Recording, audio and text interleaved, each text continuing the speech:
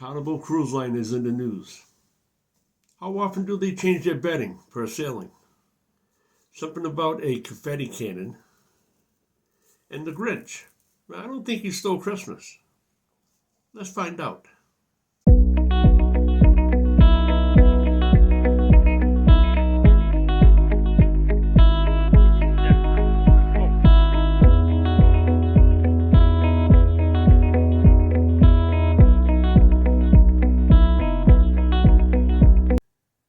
Welcome to the show. I'm Tom, your host, and this is Tom's Day Trips, the cruise show. Carnival Cruise Line. How often did they change their bedding for sailing? A confetti cannon got confiscated, and the Grinch. Well, he didn't steal Christmas. But before we find out, I'd first like to invite you to subscribe to the channel. Little button on the bottom. Just click it, hit the notification bell. This way you get notified when my videos come out. It helps me out quite a bit. It helps the channel out. I want to thank you in advance. Now, Carnival Cruise Line, how often do they change their bedding? Well, this question was given to John Head, the brand ambassador, on how often they change the bedding for sailing. But with the emphasis on the environment, a lot of cruise ships now, even the hotels on land, they want you to reuse the towels for one extra day. They ask you, do they really want to have the linen changed? This way they don't use water, electricity, power, and be a little bit more environmentally friendly. So the question was given to John, and his answer was they change it once a week. Probably middle of the cruise, they change your linen, and that's it. But if you want to change more, you can request to get it done, because sometimes it gets dirty, you spill food, a drink or two on it. So you can ask to say, can you please change my bedding because of this reason? But I think once a sailing is not too bad. I like a fresh set of towels every morning, but I think once a sailing for the bedding is not bad at all. Give me a comment. Let me know what you think. It's good to hear this information. So, the second thing we want to talk about is on the Carnival Breeze, a confetti cannon got confiscated. And the mother wrote to John asking why her daughter's cannon got confiscated during a party.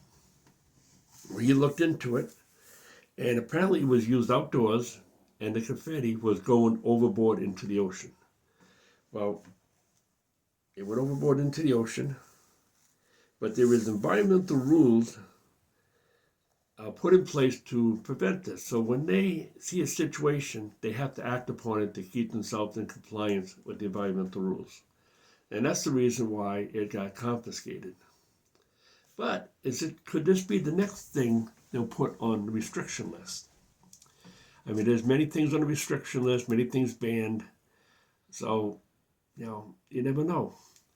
Now, my suggestion is before you go on your cruise, check the restriction list and see what's restricted that you're not supposed to bring on the cruise, so it doesn't get confiscated or cause issues before you board.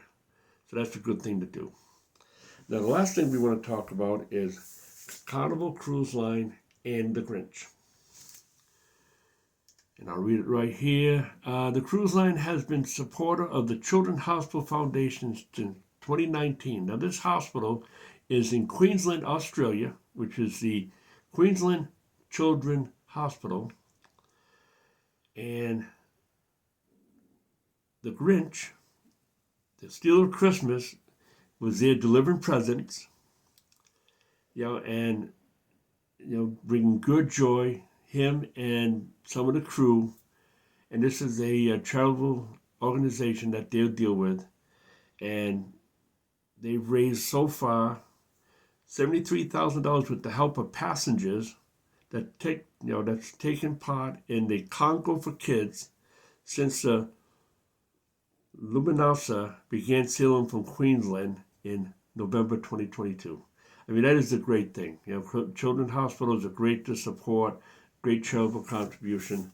A lot of times we hear so much negativity on about the cruise line. Sometimes it's good to hear some good things about what they're doing for the public, uh, the docks they go to, and just overall goodwill, especially during Christmas time.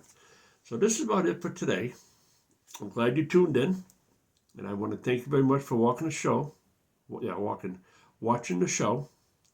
Hopefully I got some good information out to you, and it was entertaining.